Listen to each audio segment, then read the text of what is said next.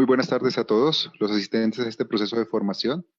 En nombre del señor gobernador, doctor John Rojas, la directora del Instituto Departamental de Salud de Nariño, doctora Diana Paola Rosero, y el rector de la Universidad de Nariño, doctor Carlos Solarte Portilla, reciban un cordial saludo al plan de capacitación y actualización de la pandemia por COVID-19 dirigida al talento humano en salud del departamento. Es importante tener en cuenta que este proceso de formación fue una iniciativa del Comité Técnico Científico de Apoyo a la Emergencia y tiene como objetivo fortalecer las capacidades del talento humano en salud en temas relacionados con la pandemia por COVID-19 para coadyuvar en la prevención de la infección, la oportuna detección, notificación y manejo de los casos y así optimizar la respuesta durante la fase de mitigación en la región. En la tarde de hoy tendremos la conferencia Manejo Hospitalario de Pacientes con SARS-CoV-2 COVID-19 a cargo del doctor Carlos Andrés Rosero Zambrano, médico especialista en medicina interna de la Universidad Metropolitana de Barranquilla, especialista en auditoría en salud del CES de Medellín y en administración en salud pública de la Universidad Católica de Manizales, docente en medicina interna de la Universidad Cooperativa de Colombia, médico internista de la Fundación Hospital San Pedro y de la Clínica Corpo Salud SAS.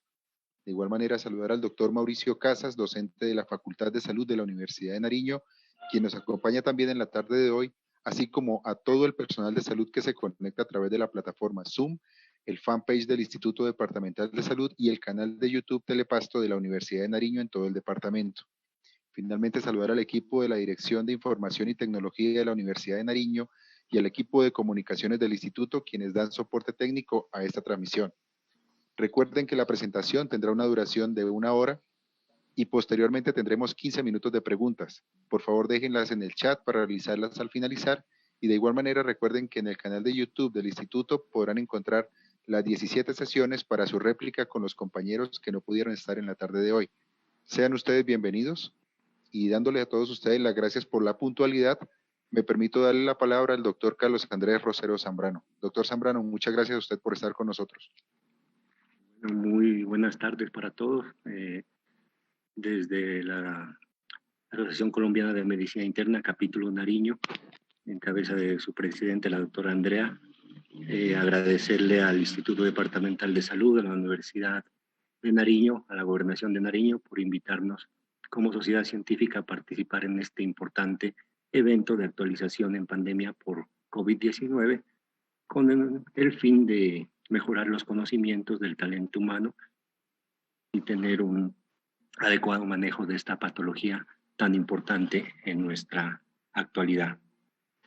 El tema que nos corresponde el día de hoy es el manejo hospitalario del paciente con infección por SARS-CoV-2 y la patología del COVID-19. Mi nombre es Carlos Andrés Rosero, soy médico internista, pertenezco a la Asociación Colombiana de Medicina Interna, laboro como médico internista en la Fundación Hospital San Pedro, Clínica Corpo Salud, docente de Universidad Cooperativa de Colombia en el área de medicina interna. Para iniciar, quiero decir que no tengo ningún conflicto de interés en lo referente a esta presentación, únicamente se hace con fines académicos. Para iniciar, quiero de primera mano saludar a todos los colegas, médicos, enfermeras, todo el personal de salud que estamos al frente de esta pandemia, incentivarlos a que sigamos utilizando todos los elementos de protección personal necesarios para evitar que nos contagiemos con este agente viral.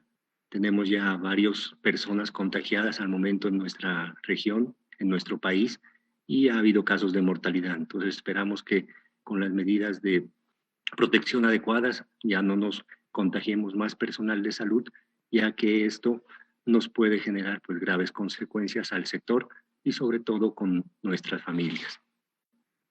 El contenido de la charla va a ser una introducción, vamos a hablar algo de la fisiopatología de la infección, unos datos clínicos relevantes, ya el manejo hospitalario en sí y algunas conclusiones. Algunos temas ya se han tocado en anteriores presentaciones, yo los voy a pasar muy rápidamente, únicamente para recordar algo y tener en cuenta los datos fisiopatológicos de esta importante entidad. No sin antes recordar que yo creo que nos estamos enfrentando a una de las mayores crisis mundiales de salud pública de nuestra generación. y potencialmente desde esta pandemia del año 1918, donde esta influencia, gripe española, que ocasionó más de 55 millones de muertes a nivel del mundo. Ahora con tantos medios de comunicación que tenemos y con los accesos que se tienen a los diferentes sitios del mundo, pues tenemos mayor riesgo de propagación de la infección. Es por eso que las medidas de contención que se están haciendo son las necesarias, pues, para lograr prevenir que esta enfermedad siga progresando y se siga desarrollando en toda nuestra región y a nivel mundial. Para recordar, únicamente un coronavirus, un grupo de virus comunes entre los animales. En raros casos son zoonóticos, son por lo general zoonóticos, como el MERS-CoV, que ocasionó la pandemia la epidemia del año 2002, y tenemos el MERS del año 2012. Y ahora este nuevo coronavirus, que fue llamado el SARS-CoV-2, es un beta coronavirus que se denominó SARS-CoV-2, y la enfermedad se conoce como el COVID-19. Tenemos amplia gama de coronavirus, entre los que encontramos los gamma coronavirus, delta coronavirus, alfa y beta coronavirus. Este coronavirus o este nuevo coronavirus, el SARS-CoV, pertenece al grupo de los beta coronavirus. ¿Cuáles fueron los hechos? El 7 de enero del 2020 se identificó una nueva cepa de coronavirus. El 12 de enero, esto fue en la ciudad de Wuhan, en provincia de Hubei, en China. El 12 de enero del 2020 ya China informa la secuencia genética de este nuevo coronavirus. Y este es un diagrama en 3D de este agente. Tiene una espícula de glicoproteína S, que es la proteína Spice, que es una de las más importantes, que es la que se va a unir al receptor, y ECA2 tiene una proteína M, que es una proteína de membrana, tiene un ARN y una proteína N, una proteína E que le da el canal iónico, que se ha determinado como un factor de virulencia, una hemaglutinina esterasa del dímero E y una envuelta, donde está almacenada su carga genética. Entonces, el genoma del SARS-CoV-2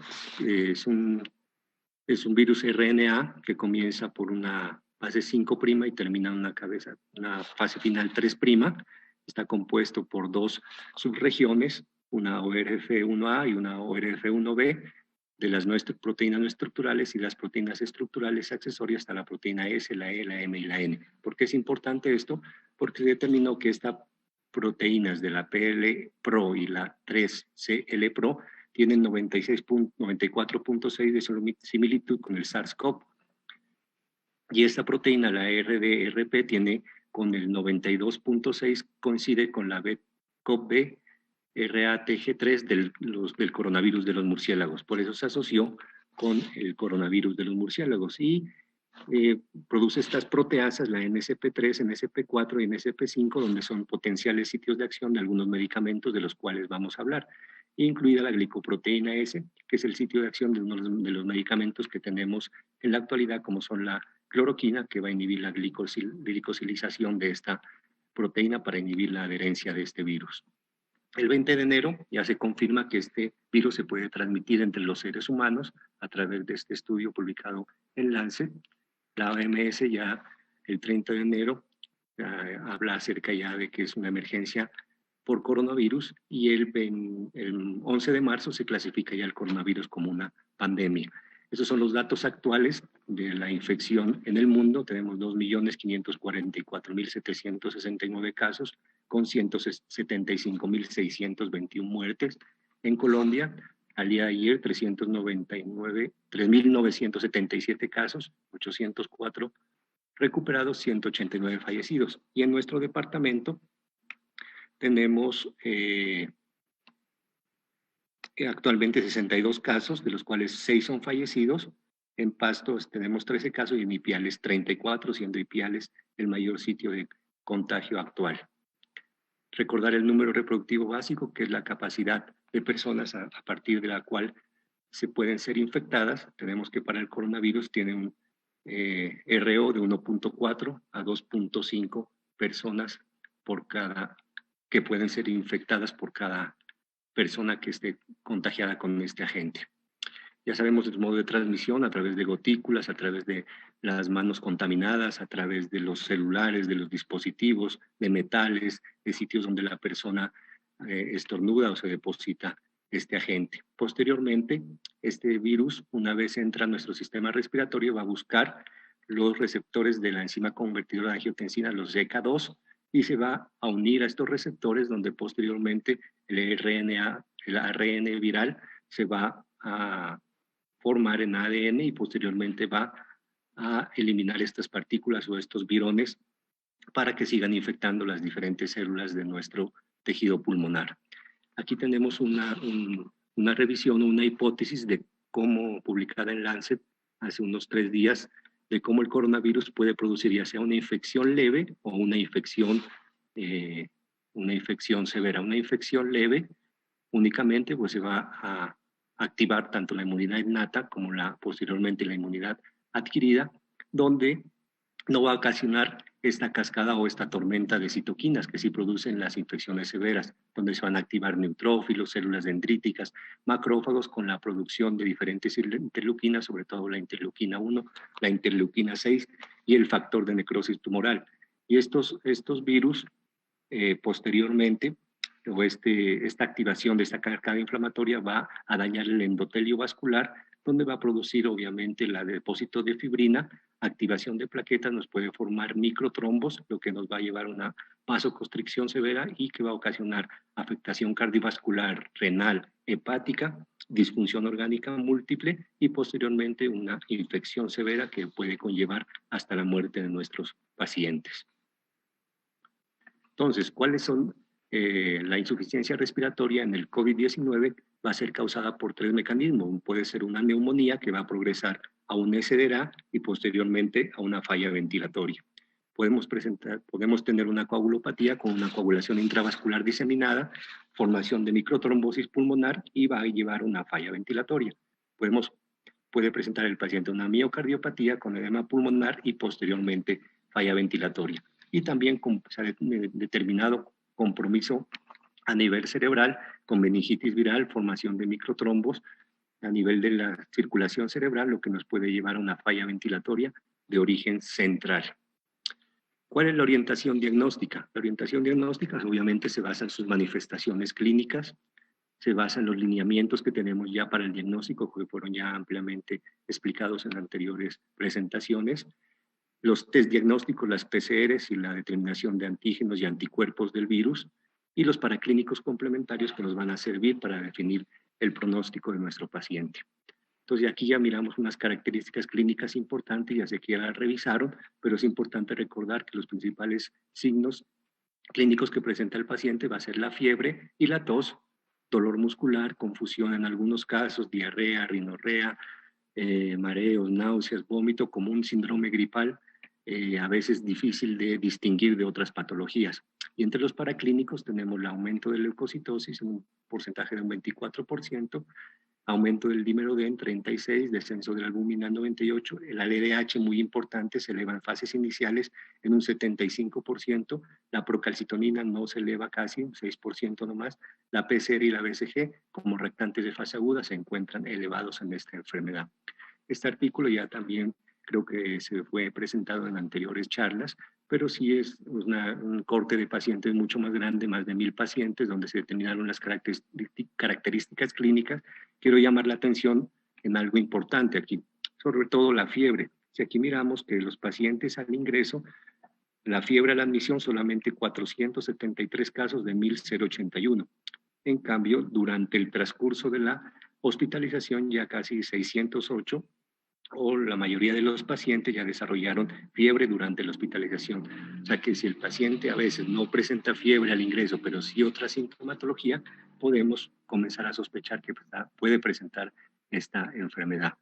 También se hablan de las características radiológicas en estos grupos de pacientes que ingresan por esta infección, donde evidenciamos que la principal anormalidad radiológica, radiográfica, es la opacidad en vidrio esmerilado. Posteriormente aparecen infiltrados reticulares o infiltrados mixtos y en etapas más avanzadas ya podemos encontrar tanto infiltrados reticulares, infiltrados mixtos o consolidaciones con patrones diferentes.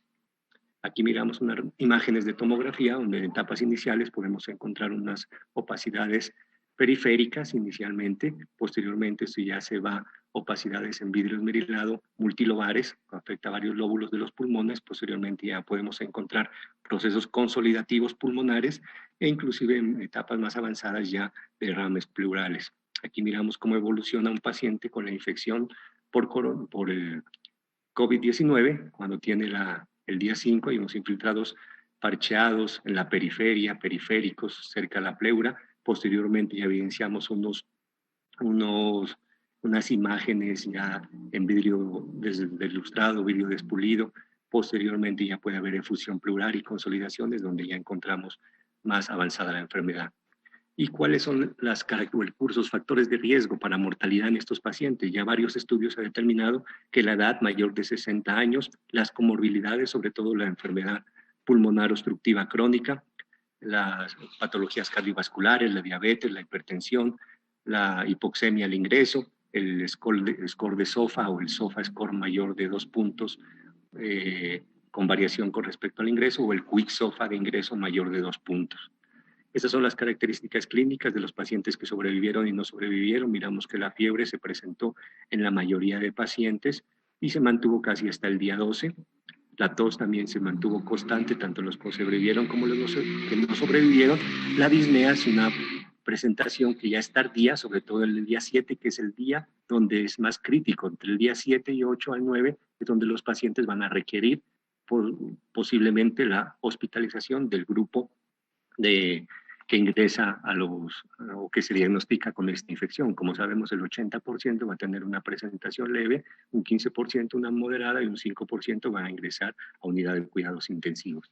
Ya entrando en el tema que nos atañe el día de hoy, vamos a hablar acerca del tratamiento. Ya la Sociedad Colombiana de Infectología, en conjunto con el Instituto de Evaluación de Tecnologías en Salud, socializó y terminó el Consenso Colombiano de Atención, Diagnóstico y Manejo de la Infección por SARS-CoV-19 en el establecimientos de atención a salud. Y aquí nos da unas bases y unas recomendaciones para el tratamiento basada en consenso de expertos e informadas en base a la evidencia científica que se tiene actualmente.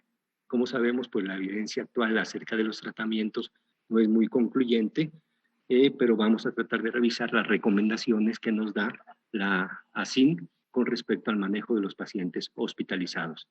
Esta es únicamente para recordarles que tenemos las pruebas de la PCR-RTP, que se presentan los primeros días de la infección hasta más o menos el 7º día y puede permanecer hasta el día 16 positiva, y después del 9º, 10º día ya hay presencia de anticuerpos IgG y IgM. El paciente va a requerir hospitalización cuando hay casos graves, más o menos entre el 7º y 10º día, es donde el paciente por lo general requiere hospitalización, ya sea en sala general o posteriormente en unidad de cuidados intensivos. Entonces, cuando tenemos un caso sospechoso o confirmado de coronavirus, vamos a evaluar dos cosas. Si el paciente tiene síntomas leves sin factores de riesgo, ya el paciente va a dársele salida.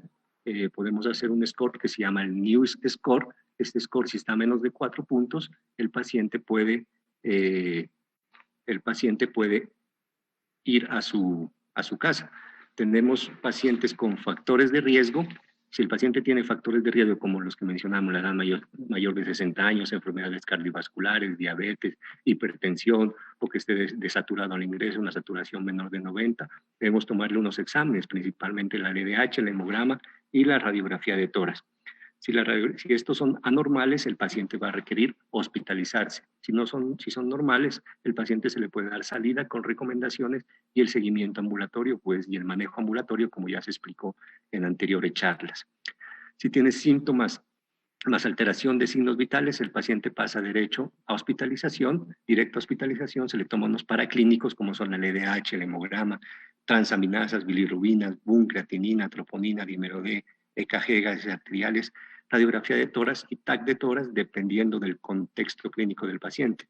El TAC de tórax principalmente lo vamos a reservar para casos en los cuales queramos hacer pacientes con presentación severa de la enfermedad, pacientes con sospecha de neumonía, pacientes con radiografía de tórax normal o con alteraciones radiológicas inespecíficas, a quien se considere descartar un diagnóstico alternativo, y pacientes con un curso clínico inesperado para detectar complicaciones y que nos ayude a determinar cambios en la conducta terapéutica.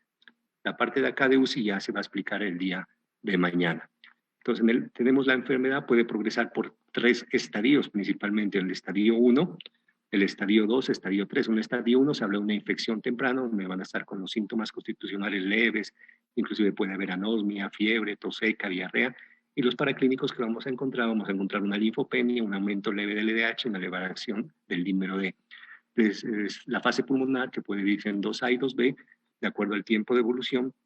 Ya tenemos una radiografía normal de tórax, una saturación baja de oxígeno, una PAFI menor de 300, un incremento del dímero D, LDH y transaminasas. Y la fase 3, que es la fase hiperinflamatoria, y una respuesta inflamatoria sistémica. Ya el paciente puede entrar en SDRA, sepsis, insuficiencia renal aguda e insuficiencia cardíaca. Podemos tener ya elevación de ferritina, dímero D, proteína C reactiva, tiempos de coagulación. Y los predictores de mal pronóstico, ya varias publicaciones se han determinado que entre los predictores de mal pronóstico que nos orientan hacia una mala evolución de la enfermedad son el dímero D, la linfopenia, la elevación de la interleuquina 6, elevación de la ferritina, evaluación de la troponina y elevación de la LDH. Por eso es que estos paraclínicos hacen parte fundamental cuando el paciente ingresa a un servicio de hospitalización para poder ayudar a definir su progresión hacia severidad de la enfermedad. Entonces, lo primero que nos dice el consenso es que debemos clasificar la severidad de la enfermedad. Entonces, nos recomienda clasificarlo en enfermedad no complicada, una neumonía leve, neumonía grave, un SDRA, una sepsis o shock séptico. ¿Qué recomendaciones nos da el consenso? Que se recomienda incluir como marcadores de mal pronóstico de la enfermedad, fiebre al ingreso e insuficiencia respiratoria, alteraciones imagenológicas, SOFA score mayor de 2, linfopenia menor de 1000, dímero D elevado mayor de 1 microgramo sobre mililitro, PCR elevada mayor de 10, LDH mayor de 350 y ferritina elevada mayor de 1000, y es una recomendación que es fuerte a favor. La neumonía leve se define como una neumonía con un proceso confirmado por radiografía de tórax y sin signos de gravedad, saturando el ambiente mayor de 93, y siempre se debe tener en cuenta la escala del PUR o el CRB65 para determinar si tiene criterios de hospitalización. Si está menor de 1 y no tiene comorbilidades o factores de mal pronóstico, el paciente puede ser manejado, pero si el CRB65 o el CUR65 está mayor de 2 puntos, requiere hospitalización. Y la neumonía grave se define como una sospecha de infección respiratoria más falla de un órgano, saturando el aire menor del 90 o frecuencia respiratoria mayor de 30 por minuto. Entonces, ¿cuáles son los medicamentos utilizados para la infección por SARS-CoV o COVID-19 que tenemos disponibles en la actualidad? O que son recomendados en este concepto? Tenemos la cloroquina, hidroxicloroquina, ya viejos fármacos conocidos, se utilizan mucho en enfermedades reumáticas, sobre todo el lupus, en la malaria. Tienen algunos factores de riesgo o que pueden hacer daño en el paciente también cuando se los utiliza en combinación con otros medicamentos, algunos eventos adversos importantes, sobre todo la prolongación del QT, que ya vamos a hablar más adelante. Podemos tener compromiso a nivel de la retina y interacciones farmacológicas con otros medicamentos. El lopinavir ritonavir, un medicamento que ya se utiliza hace muchos años para el tratamiento del VIH. El ritonavir es un inhibidor que va a permitir que no se degrade el lopinavir para que no sea inactivado en el hígado y ejerza su acción como antirretroviral, un inhibidor de proteasa muy potente que también lastimosamente puede tener complicaciones o compromiso cardiovascular con prolongación del intervalo QT y bradiarritmias, e incluso tiene múltiples interacciones farmacológicas y múltiples efectos adversos, ya que fue uno de los primeros medicamentos, el famoso conocido Caletra, que se utiliza en la actualidad para el manejo del VIH y otros virus como fueron el SARS y el MERS en su época. El remdesivir es un medicamento que inhibe el ARN viral, que se utiliza actualmente en el manejo del ébola, que actualmente pues no lo tenemos disponible en Colombia ni en Estados Unidos, no ha sido aprobado por la FDA, únicamente para uso compasivo en estudios clínicos. El tocilizumab, un medicamento inhibidor de la interleuquina 6, que se está utilizando mucho en España para en esta fase hiperinflamatoria de la enfermedad, donde predomina toda la respuesta, hay una respuesta de interleuquinas, citoquinas, que producen más daño a nivel celular. Los interferones tipo 1 y 2 y el interferón beta, también muy utilizados en España, y los corticoides como la metilprednisolona, que ya vamos a ver las recomendaciones que hay en la actualidad. Tenemos los inhibidores de la neuroamidasa, el oseltamivir, muy conocido por nosotros, se utiliza para el manejo del H1N1. No se ha recomendado actualmente porque no tiene actividad antiviral contra el COVID-19, pero si se sospecha infección por influenza, pues debemos, o se confirma una infección, debemos prescribirlo. La cloroquina o hidroxicloroquina en conjunto con lopinavir y ritonavir, y vamos a ver las recomendaciones y en qué caso lo vamos a utilizar esta combinación.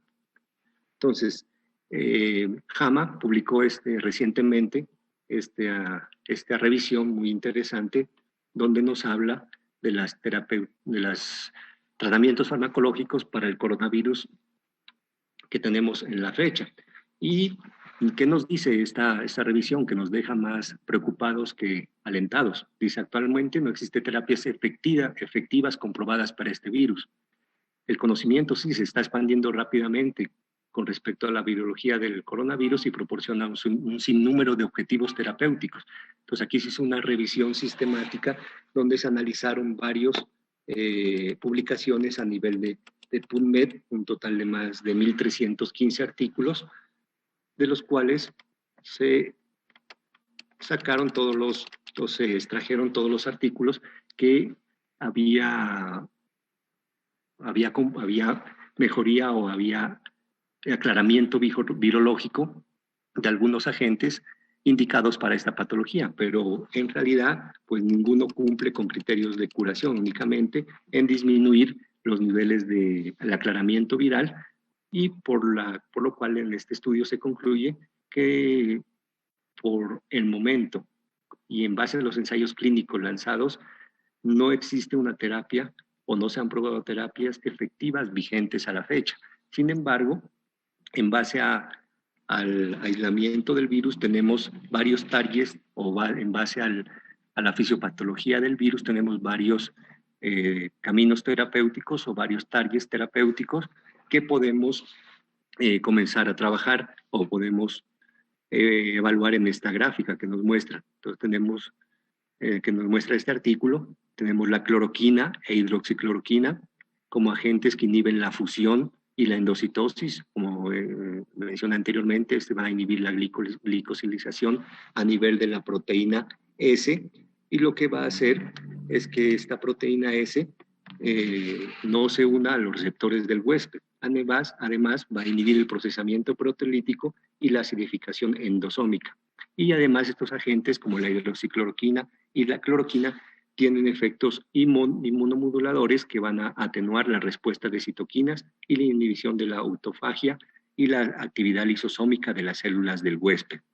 Tenemos otros medicamentos, como tenemos acá el lopinavir ritonavir, que inhibe la proteasa 3 de la quimiotripsina. Tenemos el ravivirina, el remdesivir y el favipinavir, que son inhibidores de la proteína dependiente de RNA, la RDRP, que lo que va a inhibir la síntesis del virus. Tenemos otros medicamentos como el Arbidol, que va a inhibir la fusión, la mesalina, que inhiben esta proteína, la TMPRSS2, que va a hacer que el virus no se pegue a la célula. Y tenemos los medicamentos, los inhibidores de las interleuquinas, como el tocilizumab, el sarilumab, que van a inhibir la interleuquina 6 y va a hacer que este receptor no se pegue y no produzca esta cascada inflamatoria que se ha evidenciado tan marcada en esta entidad.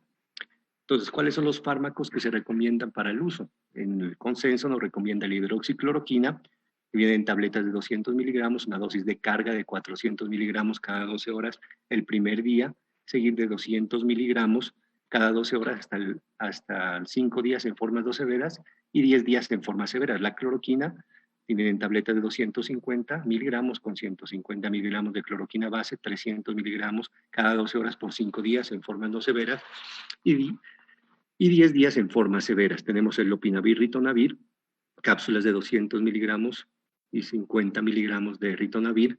Se dan 2 tabletas cada 12 horas durante 7 a 14 días, dependiendo de la severidad de la enfermedad. Siempre importante evaluar el QT corregido y otras contraindicaciones, evaluar interacciones farmacológicas, registrar los eventos adversos de estos fármacos. Recordemos que estos fármacos, al no estar aprobados actualmente como terapéutica, deben siempre tener consentimiento informado hacia los familiares del paciente. Solicitar la prueba de VIH, ¿por qué? Porque obviamente estamos utilizando un medicamento para el VIH, como es el lopinavir y ritonavir, donde salga un paciente con un VIH de nuevo positivo, pues podemos generar mutaciones de resistencia para esta infección. Esta es una revisión sistemática de la eficacia y seguridad de la cloroquina en el tratamiento del COVID-19, donde se demostró que disminuía el aclaramiento viral y pues era bien tolerada y adecuadamente tolerada por los pacientes, por lo que se incluyó en esta recomendación. Entonces, ¿cuáles son las recomendaciones del consenso? Se sugiere el uso de hidroxicloroquina o cloroquina en el manejo de pacientes con infección del COVID-19 que no tengan contraindicación para su uso. Es una recomendación, miren, que es débil a favor. Se sugiere el uso de lopinavir y ritonavir en pacientes con infección por SARS, de acuerdo a la clasificación de la infección. También una recomendación débil a favor. No emiten recomendación a favor o en contra con el uso de acitromicina como antiviral en combinación con hidroxicloroquina o cloroquina, ya que en el consenso se determina que no hay estudios que sean concluyentes o que tengan una población grande de pacientes para determinar que este medicamento funcione. Hay que esperar los ensayos clínicos que están en curso para determinar si este medicamento puede mejorar el aclaramiento viral en este grupo de pacientes. Sí, se recomienda no usar el interferón 1 beta por tener mayor riesgo de toxicidad sin demostrarse beneficio para la enfermedad. Es una recomendación fuerte en contra. No se emite recomendación a favor o en contra del tocilizumab, una recomendación fuerte en contra. Esperemos que los estudios clínicos que están llevándose en España, donde se ha utilizado con mucha frecuencia este medicamento en la fase hiperinflamatoria de la enfermedad, pues nos den más luces acerca de la utilidad de esta terapia. No hay consenso en la recomendación para el uso de corticosteroides en casos de la infección. Los corticosteroides se deben reservar para ciertas indicaciones, sobre todo en pacientes pues, que estén con la infección por coronavirus, además de asma, EPOC, o que tengan pues una sepsis severa o un shock séptico que requiera que no responda al uso de vasopresores ni al uso de vasopresores ni líquidos, y se requiera el uso de corticoides por una posible insuficiencia suprarrenal. Se recomienda no usar inhibidores de la neuraminidasa, el oseltamivir, ya que no tiene actividad frente al SARS-CoV. Una recomendación fuerte en contra. Un punto de buena práctica: si se sospecha o se tiene evidencia de la infección por influenza, está indicado el uso de oseltamivir. Muy importante esta pregunta. ¿Hay utilidad en la utilización del puntaje de riesgo para predecir la prolongación del QTc corregido en pacientes adultos con infección por SARS-CoV que sean candidatos a terapia antiviral? Pues el consenso recomienda la utilidad del puntaje de predicción de prolongación del QT con el fin de disminuir el riesgo de eventos cardiovasculares. Es una recomendación fuerte a favor. Este es el índice de riesgo de COVAX. Desde el año 2013 tiene unos factores de riesgo que son la edad mayor de 68 años, el sexo femenino, el uso de diuréticos de ASA, el potasio sérico menor de 3,5, el QTc corregido en admisión mayor de 450, antecedentes de infarto, administración de dos fármacos que prolonguen el QTc corregido, la sepsis o la falla cardíaca. Cada uno de estos nos da un punto. Si tenemos un puntaje menor de 7, tiene un riesgo de prolongación del QT del 15%, un puntaje entre 7 y 10, riesgo de prolongación del QT del 37%, y un puntaje mayor de 11, un riesgo de prolongación del QT del 73%. Unas sensibilidades no muy buenas del 67 al 74 y especificidades tampoco no muy buenas del 55 al 79, pero el consenso recomienda realizar el cálculo de prolongación del intervalo QT y medir el intervalo QT corregido, pues, que es el QT sobre la raíz cuadrada del RR. Esta es una adaptación que se hizo en el Hospital San Pedro para hacer el seguimiento a estos pacientes. Entonces debemos de obtener un electrocardiograma de base y evaluar medicamentos que prolonguen el QT. Si el paciente los está tomando, pues hay que evaluar la posibilidad de suspenderlos. Siempre hay que medir los niveles de potasio y magnesio. Si están alterados inicialmente, antes de administrar esos medicamentos, hay que corregirlos. Si tiene un electrocardiograma normal en los últimos 30 días previos, no requiere uno nuevo y hay que descontinuar medicamentos que prolonguen el QT. Si tiene un QTc corregido normal menor de 470, se puede administrar la cloroquina o hidroxicloroquina y obtener electrocardiogramas 2 horas después de la segunda dosis de cloroquina o hidroxicloroquina. Si hay incremento del QTc corregido de menos de 50 y el QTc corregido es menor de 500, se puede continuar con la administración según el protocolo. Pero si el QTc está al límite entre 470 y 500, hay que tener precaución con la hidroxicloroquina y hay que obviamente, continuar con la medición del electrocardiograma cada 2 horas, y si hay un incremento del QTc mayor de 50 y el QTc es menor de 500, reevaluar el electrocardiograma diario, diario por 2 días. Y si el QTc corregido es mayor de 500, se debe evaluar la suspensión de la terapia por el comité de COVID. Y si tenemos un QTc corregido anormal, mayor de 500, no administrar cloroquina, hidroxicloroquina o discutir riesgo-beneficio con el equipo COVID. Y se puede hacer seguimiento a través de telemetría en estos pacientes. Entonces, ¿cuáles son las recomendaciones, las intervenciones terapéuticas por realizar de acuerdo a la clasificación de la infección por coronavirus? Entonces, sugiere que los pacientes con neumonía, con factores de riesgo, hipoxemia leve y marcadores de mal pronóstico, quienes requieran hospitalización en sala general, reciban terapia combinada con cloroquina, hidroxicloroquina y lopinavir-ritonavir. Es una recomendación débil a favor. Se sugiere que la terapia combinada con cloroquina, hidroxicloroquina y lopinavir-ritonavir para pacientes con formas severas de la enfermedad también es una recomendación débil a favor, y se recomienda evaluación de comorbilidades y tratamiento individualizado de las mismas.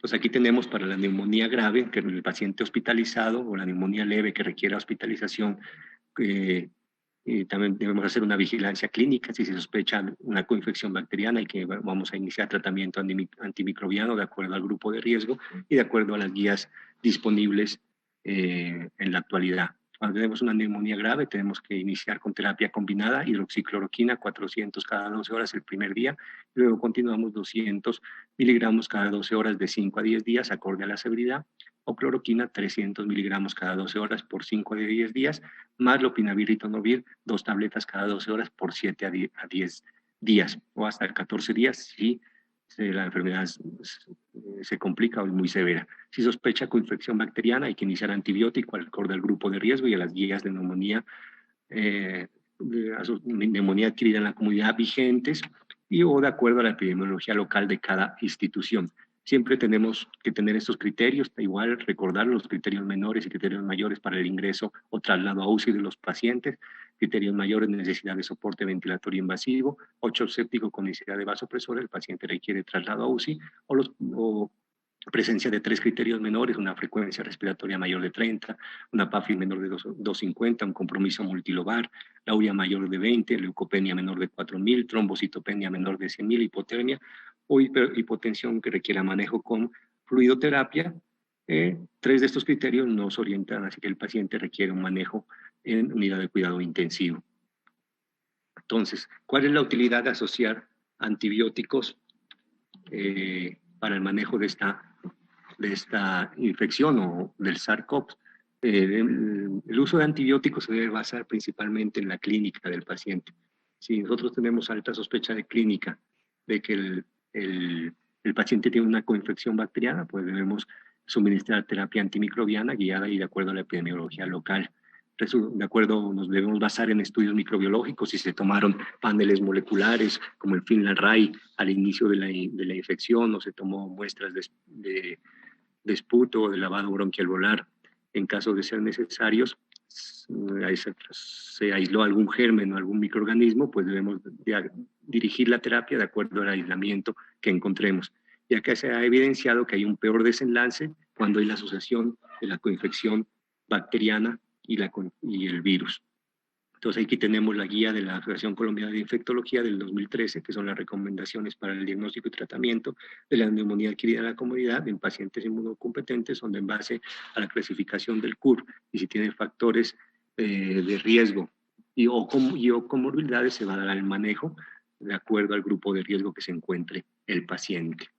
Entonces, las recomendaciones del consenso, ellos dicen que debemos utilizar terapia antibiótica empírica en los pacientes en los pacientes con sospecha de neumonía bacteriana leve o moderada, acorde a las guías nacionales o guías institucionales como diagnóstico diferencial de la coinfección, que es una recomendación fuerte a favor, y se recomienda terapia antibiótica empírica en los pacientes con sospecha de neumonía bacteriana grave, acorde a las guías nacionales o institucionales para cada enfermedad, y cuando estén disponibles pruebas diagnósticas de alta precisión como el PCR múltiple y para hacer un diagnóstico diferencial o cuando haya sospecha de infección con COVID-19, es una recomendación fuerte a favor.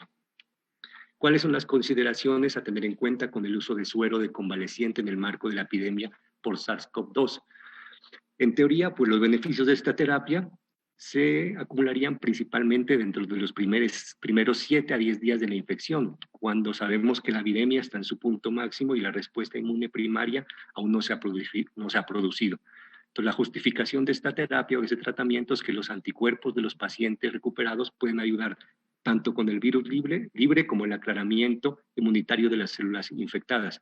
Hay informes y protocolos anecdóticos de que se utilizaron este suero convaleciente, sobre todo en la enfermedad de la epidemia de la gripe española de 1918, en la epidemia del SARS en el 2004, y hay algunos estudios ya muy pequeños, sobre todo en 5 pacientes, revisé uno por ahí, que se evidenciaba su beneficio en estos casos, pero también puede tener ciertas complicaciones. Entre las principales complicaciones puede desarrollarse un daño alveolar inflamatorio, un daño inflamatorio pulmonar severo que ha sido encontrado en un número muy pequeño de pacientes, que es una enfermedad dependiente de anticuerpos.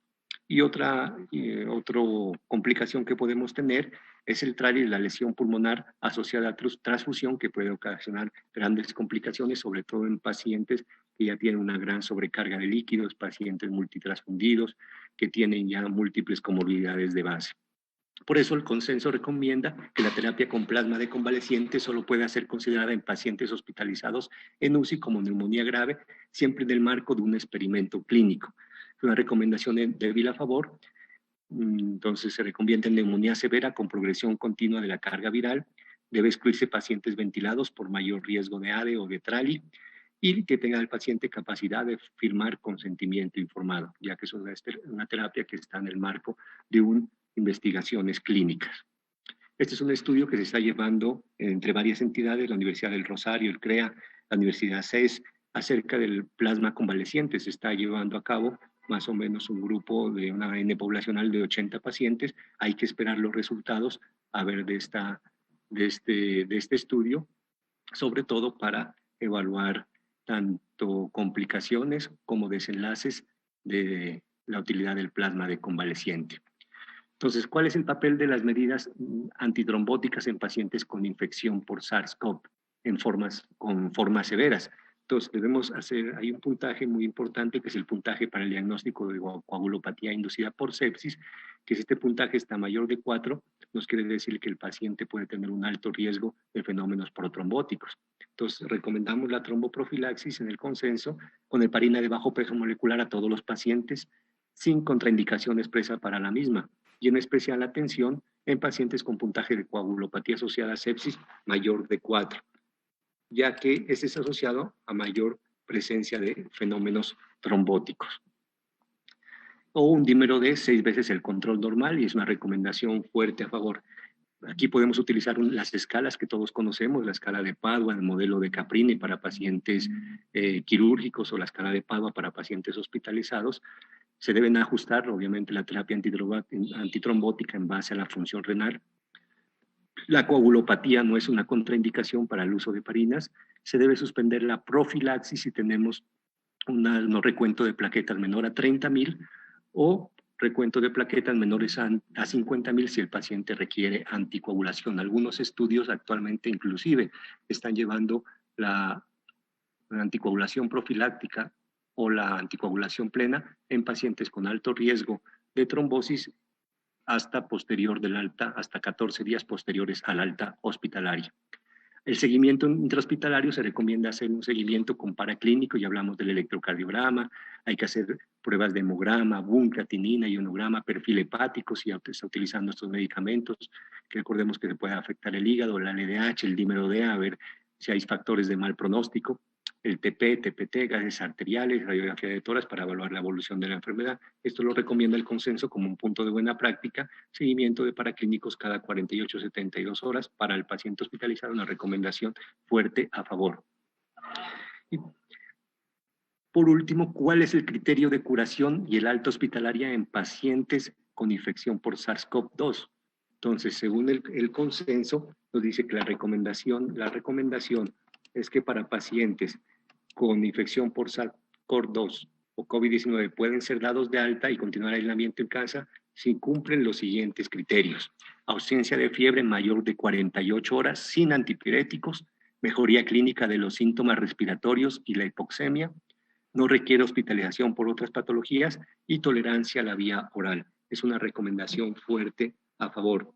Si bien la mayoría de consensos o de otros países determinan que debe realizarse dos pruebas moleculares con intervalo de diferencia mayor a 24 horas, el consenso consideró que esto no era muy costo efectivo y por lo tanto únicamente se basó en datos clínicos. Ese es un resumen, el cual ya de todo lo que se dijo, vamos a pasarlo para continuar con otro punto importante, que cuáles son las medidas o el manejo sintomático en pacientes con infección o en pacientes con infección por coronavirus. Hay que manejar la fiebre, obviamente, hay que manejar el dolor, hay que manejar la tos, la disnea, manejar secreciones, inclusive el delirio, siempre teniendo en cuenta las interacciones farmacológicas con los medicamentos que estemos utilizando. Para la fiebre lo que se recomienda ya sea acetaminofén oral o endovenoso, no se recomienda el uso de AINES en relación a los efectos secundarios, tanto renales como gastrointestinales, y principalmente en personas que tienen factores de riesgo, como los hipertensos, diabéticos, que tengan enfermedades cardiovasculares. En pacientes que no tengan hidroxicloroquina o cloroquina y que presente un delirio hiperactivo, podemos utilizar el haloperidol, pero en pacientes que tengan cloroquina o hidroxicloroquina no se recomienda el uso de haloperidol, ya que puede ocasionar mayor prolongación del intervalo QT y efectos farmacológicos indeseables, por lo que se considera el uso de olanzapina o benzodiazepinas como el lorazepam, midazolam. Para el manejo de la tos se utiliza la hidrocodeína e incluso la morfina, también para el manejo de la disnea y la sensación de fatiga que pueden tener estos pacientes. Bueno, continuando con el último aspecto de la charla, vamos a hablar un poco de las poblaciones especiales.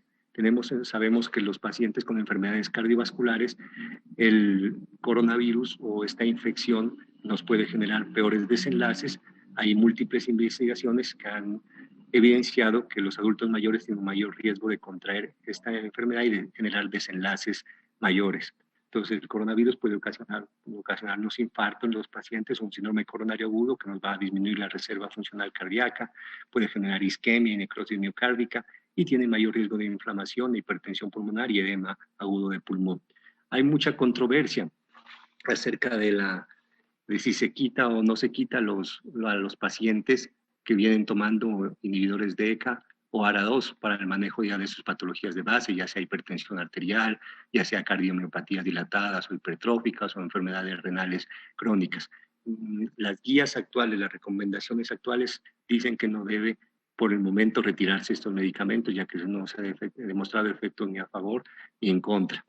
Esta publicación nos habla de una hipótesis protectora, donde miramos que la inhibición del RAS nos puede incrementar el aclaramiento, nos puede incrementar el número de receptores y nos puede incrementar el ingreso de estas partículas virales hacia el interior de la célula del alveolo y producir la cascada inflamatoria. Pero hay otra hipótesis también, una hipótesis protectora, donde se habla que esta inhibición de la utilización de los IECA2 pueden aumentar los niveles de angiotensina 1,7, que tiene efectos protectores de antiinflamación y antifibrosis. Entonces, las principales sociedades científicas como la AJA, el Colegio Americano de Cardiología, recomiendan por el momento no suspender esta terapia. Y en esta revisión del sistema renina-angiotensina-aldosterona en pacientes con coronavirus, saco estas conclusiones, que el ECA2 es el receptor que permite la entrada del coronavirus a la célula. Los inhibidores ECA no inhiben la ECA2.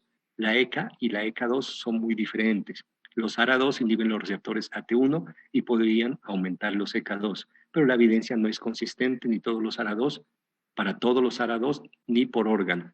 No hay evidencia de que ECAs o ARA2 faciliten el ingreso del coronavirus por aumentar los ECA2. Datos en animales apoyan el potencial papel protector pulmonar y efectos cardiovasculares de la expresión del ECA2. Y hasta que no se disponga de más datos, creemos que la inhibición del RAS no debe ser, los inhibidores del RAS no deben ser suspendidos con base en la evidencia clínica actual existente. Por eso el consenso recomienda que no se sugiere suspender y continuar con IECA y ARA2 en ausencia de contraindicaciones específicas. ¿Cuál sería una contraindicación? Que el paciente esté en enfermedad renal o que durante la hospitalización presente hipotensión o elevación de potasio, con la hipercalemia. Y en pacientes de riesgo con infección, considerando los beneficios demostrados en el control de la presión arterial, la hipertrofia ventricular izquierda, la disfunción diastólica, la proteinuria, la falla cardíaca, incluso la mortalidad en escenarios específicos y una recomendación fuerte a favor.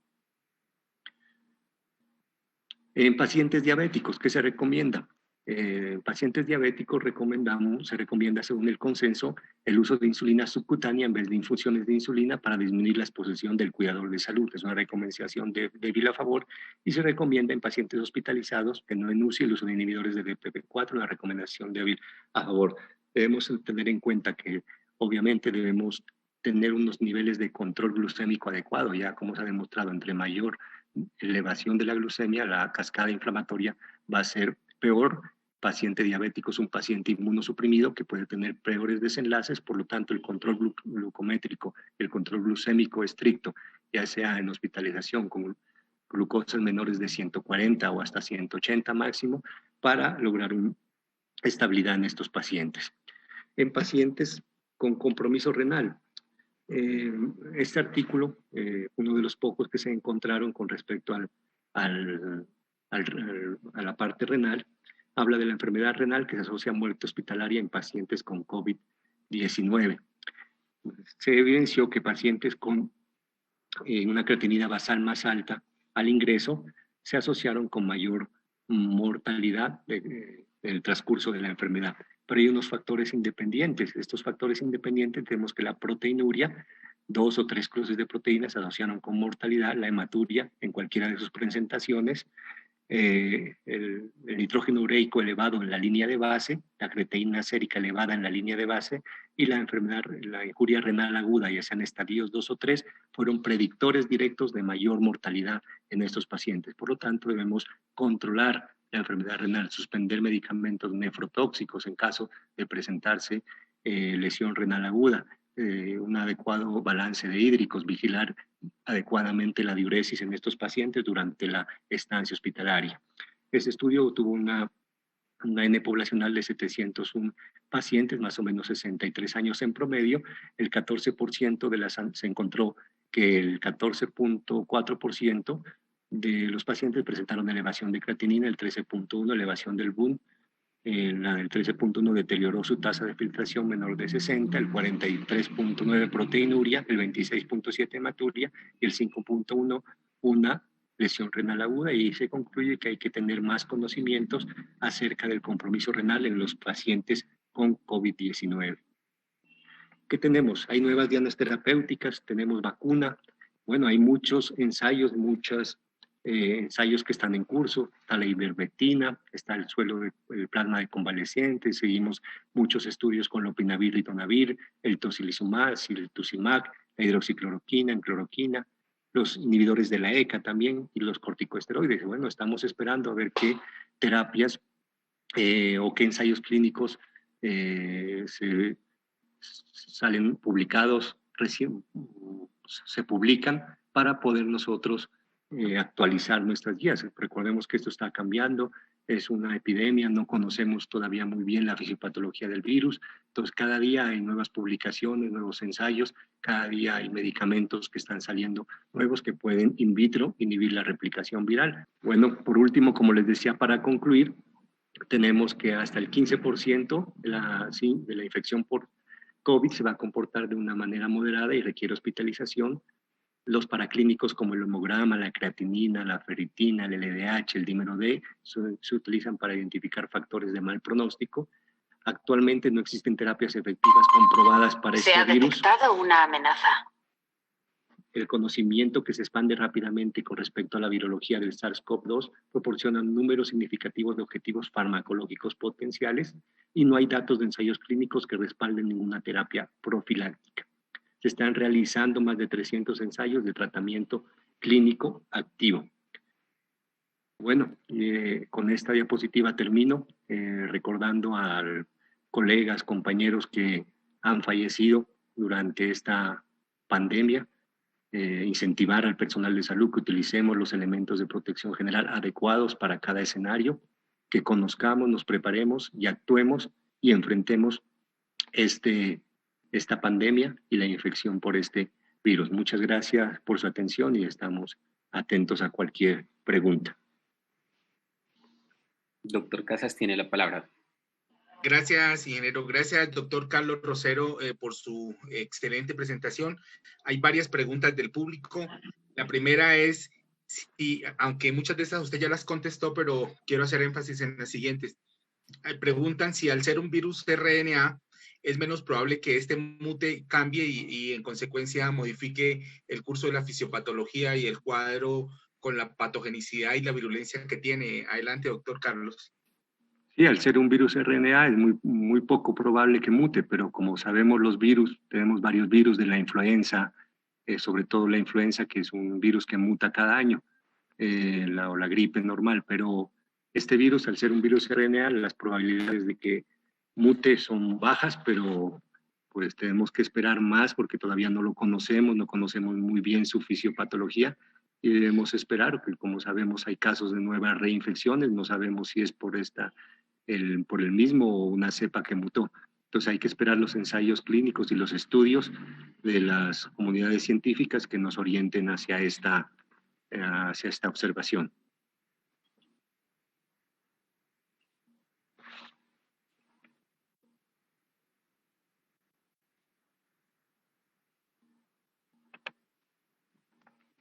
Gracias, doctor. La siguiente pregunta tiene que ver con el papel de las pruebas rápidas en detección de anticuerpos y hacia qué poblaciones estarían dirigidas eventualmente. Bueno, las pruebas rápidas, ya ayer creo que tuvieron una charla bastante extensa de sobre todo las pruebas, pero las pruebas rápidas obviamente nos van a servir para evidenciar qué pacientes tuvieron contacto con el virus, no son para el diagnóstico. O se pueden ser para el diagnóstico cuando las podemos unir con la PCR para diagnosticar casos nuevos, pero sí debería dirigirse en pacientes, sobre todo a personas que tengan contacto estrecho o trabajadores de la salud que estén en contacto estrecho con pacientes o en salas de COVID.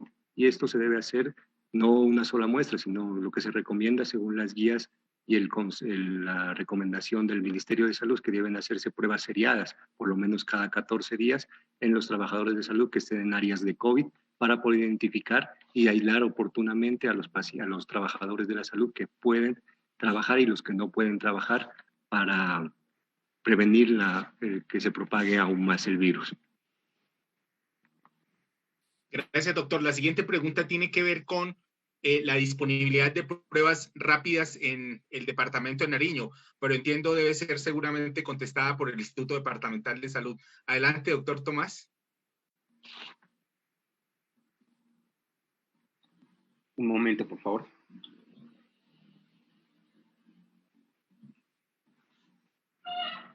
Doctor Tomás. Permítame un momentico, doctor Mauricio. Avancemos con las preguntas y ya la damos respuesta, ¿le parece?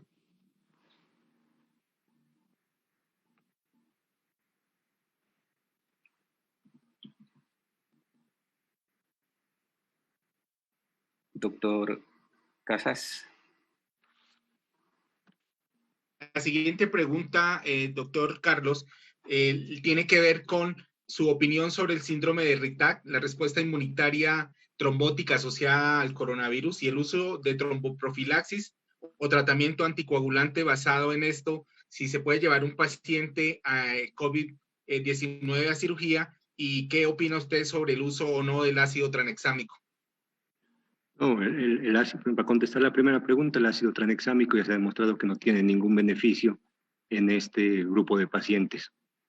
Con respecto a al síndrome de Ritazi, si se presenta la coagulopatía y los efectos postrombóticos, obviamente el paciente, en base a la clasificación que mencionamos en el consenso, debe ser anticoagulado plenamente por el alto riesgo de que hay de fenómenos trombóticos, de coagulación intravascular diseminada, y requiere el uso de anticoagulación plena durante toda la estancia hospitalaria. Independientemente de los tiempos de coagulación, la única contraindicación sería que las plaquetas estén menores de 50.000, donde requiere suspender dicha terapia. Y si el paciente va a ser llevado a cirugía y tiene alto riesgo de sangrado, no se recomienda el uso de complejo protrombínico, se recomienda el uso de plasma fresco congelado para corrección de tiempos de coagulación en caso de que el paciente requiera intervenciones quirúrgicas de urgencia. Bueno, muchas gracias, doctor. La última pregunta hace una aclaración el doctor. No sé si el doctor Nicolás quiera tomar el micrófono para hacer la pregunta directamente. Voy a leer la siguiente pregunta que tiene que ver con algo que el doctor acabó de exponer, el doctor Carlos, sobre la evidencia del uso de la ivermectina en pacientes COVID-19.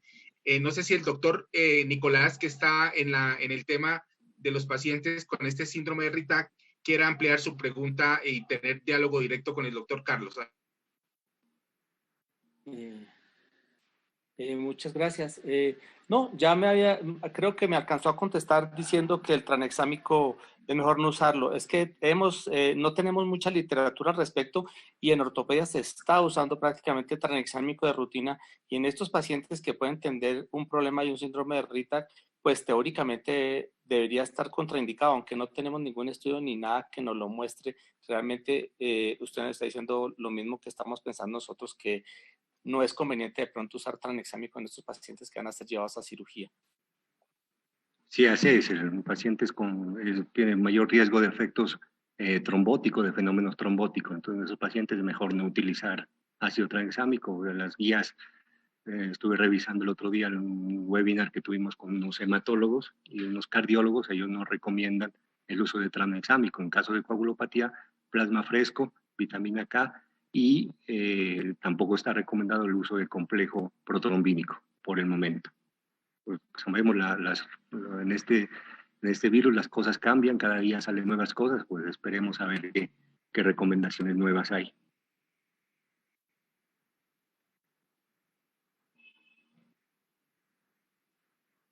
Muchísimas gracias, doctor Carlos.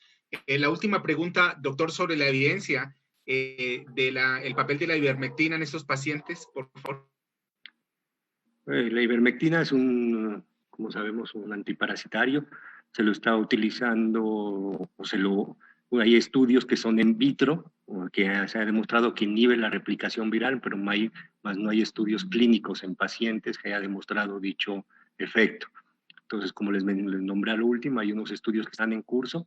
Esperemos a ver si hay algún reporte con respecto a la ivermectina, que pueden ser un potencial agente que inhiba la replicación viral. Pero pues lastimosamente, como les digo, a la fecha no tenemos una terapia ni estudios clínicos que respalden alguna terapia pues efectiva, aparte de las recomendaciones que mencionamos, que como ustedes miran en el consenso, la mayoría son recomendaciones débiles.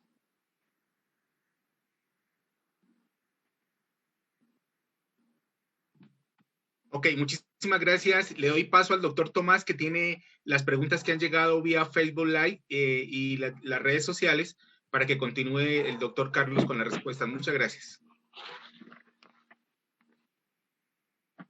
Doctor Carlos, muchísimas gracias a usted por su intervención. Estoy consultando con la fuente oficial, que es el Laboratorio de Salud Pública, con respecto a las preguntas de las pruebas rápidas. Si hasta finalizar la transmisión no lo hemos podido obtener, el día de mañana sería la primera respuesta.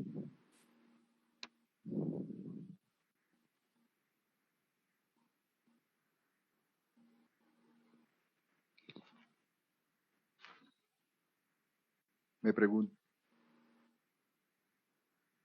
preguntan desde Facebook, doctor, ¿para solicitar este tipo de pruebas es necesario realizar MIPRES? Para solicitar las pruebas rápidas. Estoy en vivo, doctora, con respecto a las pruebas rápidas.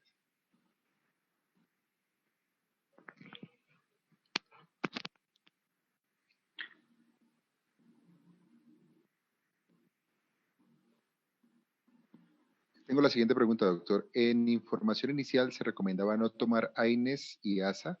¿Pacientes que toman ácido acetilsalicílico de larga data también tendrían posiblemente un factor protector?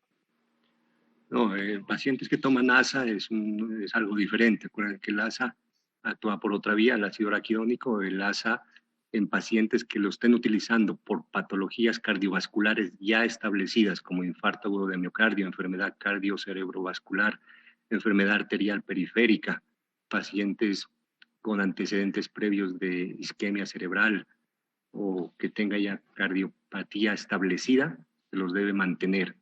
En este grupo, en otros pacientes que no tengan indicaciones para el uso de ASA, se los debe suspender. Y finalmente, doc, ¿el tratamiento farmacológico en gestantes es el mismo? ¿Qué efectos tienen los medicamentos sobre el desarrollo fetal? Yo creo que hay un tema de gestantes, pero en el consenso, afortunadamente, la hidroxicloroquina y la cloroquina no tienen efectos teratogénicos evidenciados, y el lopinavir, ritonavir, caleta es uno de los medicamentos que se utiliza en el VIH cuando las pacientes son gestantes. Lo utilizamos mucho en pacientes gestantes porque no tiene efectos adversos en gestantes. Entonces lo podemos utilizar tanto en gestantes, los medicamentos, siempre haciendo pues un seguimiento estrecho de lo que hablamos, sobre todo el electrocardiograma, por el riesgo de prolongación del intervalo QT. Doctor Carlos Andrés Rosero Zambrano, a usted muchísimas gracias por estar con nosotros la tarde de hoy. Muchas gracias a todos los asistentes. Esperemos pues las nuevas evidencias que hay con respecto a este virus. Un agradecimiento desde la Asociación Colombiana de Medicina Interna, capítulo Nariño. Estamos atentos hacia las nuevas reuniones o las nuevas disposiciones en conjunto con el Instituto Departamental de Salud y en conjunto con la Gobernación de Nariño para aportar con nuestro conocimiento en el seguimiento de esta patología. Muchas gracias a todos. Un saludo. Muchísimas gracias, doctor. Y a todos los asistentes, muchísimas gracias por habernos acompañado la tarde de hoy.